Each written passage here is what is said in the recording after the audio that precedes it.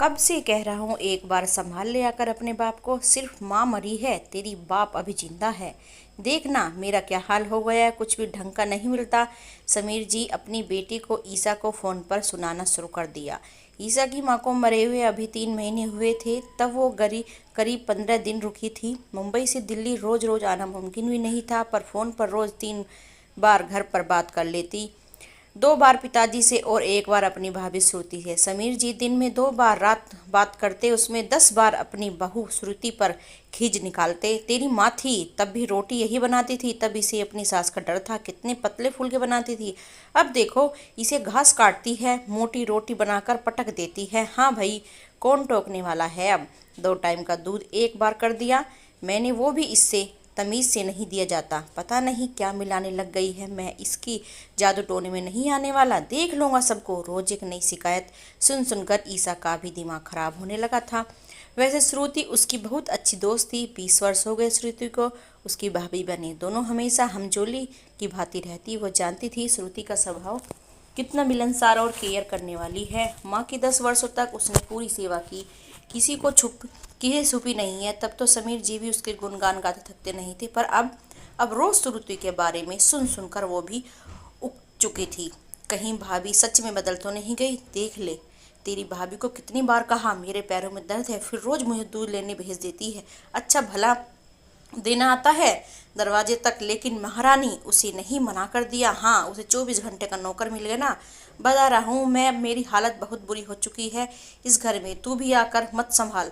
और हमारे लाट साहब को तो कोई परवाह नहीं है, उनका तो सारा बाप सड़े हैं मरे। रात में 8 बजे आते हैं, 2 टुकड़े खाए और पसर कर सो जाते हैं। बाप के लिए उसके पास 2 घड़ी का टाइम भी नहीं है।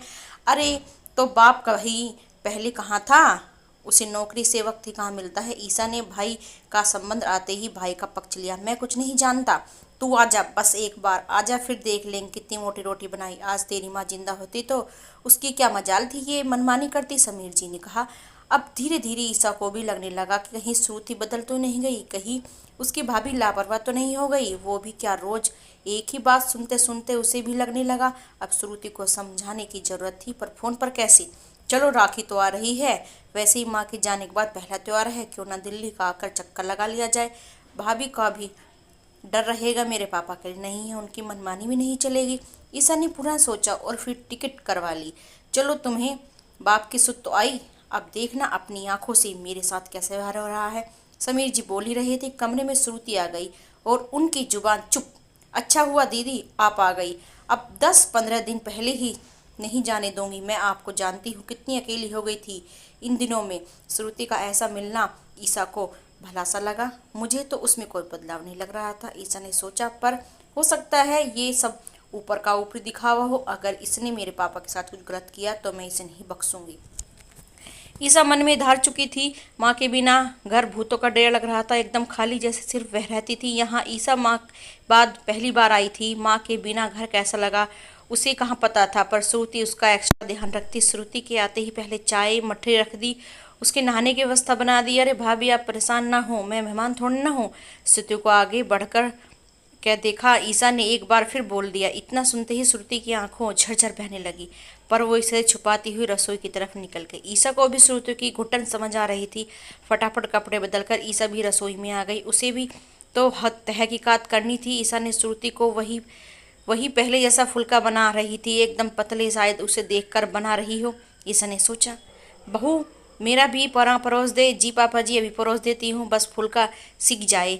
अरे भाभी इतने सारे सीखे हुए हैं, एक परोस दो इनमें से। नहीं दीदी, पहले पापा को तो फुल्के आराम से खा लेते हैं, अब उन्होंने अपनी खुराक कम कर दी है। जिद करके डालू तब भी गुस्सा करते हैं, फिर माहौल बिगड़ता है। आप रुकिए, थोड़ा सा सेक देती हूँ, खुराक तो पहुँचे थोड़ी पेट में। देखिए कितने कमज़ोर हो गए हैं।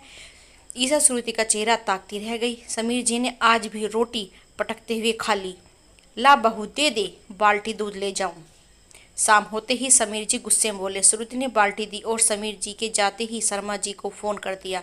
चाचा जी पापा भी निकल गए हैं। अरे भाभी किसको फोन कर रही हो? शर्मा अंकल को। पापा जी ने मम्मी जी के बाद कहीं निकलना बंद कर दिया है, दूध वाले का आना इसी चक्कर में बंद कर दिया। सोचा पापा जी ले जाएंगे तो उनकी थोड़ी सैर हो जाएगी। उनके कॉलोनी वाले भी सभी दोस्त को मैंने बोल दिया, वो सब उनके साथ हो लेते हैं। क्या करूं दीदी, पापा जी सबसे दूर होते जा रहे हैं। अभी आधा घंटा सब दोस्त साथ में रहेंगे। ये सब ईसा को सोच के परे था, पर वो सिर्फ श्रुति को निहार रही थी। ये क्या कर रही हो भाभी? अरे वो पापा जी आजकल बड़ी मुश्किल से एक बार ही दूध लेते हैं। पहले तो बिंदास मुनक्के सब लेते थे, पर अब उन्होंने सब बंद कर दिया है। फिर उन्हें कब्ज हो जाती है, इसलिए बादाम मुनक्के का पेस्ट बनाकर दूध में मिला कर देती हूँ।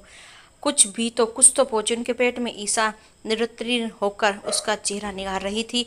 अब क्या बचा था? अपने पिता कि उनकी माँ की जैसी उनकी देखभाल करने वाली उनकी बहू के लिए उसके पास कोई शब्द न था।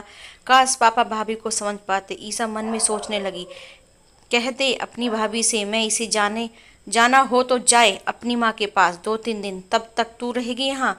कोई ये ठकुराई नहीं है इस घर की, इसके बिना काम नहीं चलेगा क्या? जैसे सुनकर श्रुति के नेत्र अविल बहने लगे। उसने भी सोचा पापा जी शायद चिड़चिड़े होने लगे हैं, माँ बाप के पास चली जाती हूँ। वैसे भी पूरा 1 साल हो गया, पहले मम्मी जी की तबीयत की वजह से नहीं जा पाई थी। भाभी पापा ठीक कह रहे हैं, आप भी अपनी पैकिंग कर लें। मैंने भाई को बोल दिया है, वो टिकट करवा देंगे आप दोनों की। ईसा ने कहा। पापा उसको आपको भाभी के सामने ऐसा नहीं बोलना चाहिए था, आप जानते हो उन्हें कितनी ठेस पहुंची होगी। ईसा ने अपने पापा को समझाते हुए कहा। सब जानता हूँ, वो मोटी रोटी, वो मिलावटी दूध, मुझे नौकर बनाकर दूध लेने भेजती है, कभी सब्जी लेने भेजती है। उसका मन कितना पवित्र है, किंतु तुझे भी तो बुलाना था, इसलिए तुझे इतना सुनाकर बुलाया ताकि उसे भी कुछ अपने माता पिता के पास भेज सकूं। पहले तो तेरी माँ थी, वो सब कुछ देख लेती, अब वो मेरे चक्कर में अपना सब कुछ खो दिया है। ये भी जानता हूँ अगर हम मायके के समय समय पर ना जाए तो भतीजे उसे भूल जाएंगे। उनकी कोई बहन बुआ भी नहीं है, सब को उसके बिना रहने की आदत हो जाएगी। इसलिए बेटियों को पीहर जाते रहना चाहिए। उसे समझाते तो वो नहीं जाती बिल्कुल। दिल दुखाने की बात छोड़, वहां से आएगी तब उसका मन खिला हुआ होगा। बस वही महत्वपूर्ण श्रुति के दरवाजे पर खड़ी सब कुछ सुन रही थी। इसलिए आप सभी माता पिता सास ससुर गुजारिश है कि जैसा इन्होंने किया है अपनी बहू को उनके मायके भेजने के लिए, ऐसे सब लोग करें तो सबकी गृहस्थी एकदम अच्छी सुख खुशी रहेगी।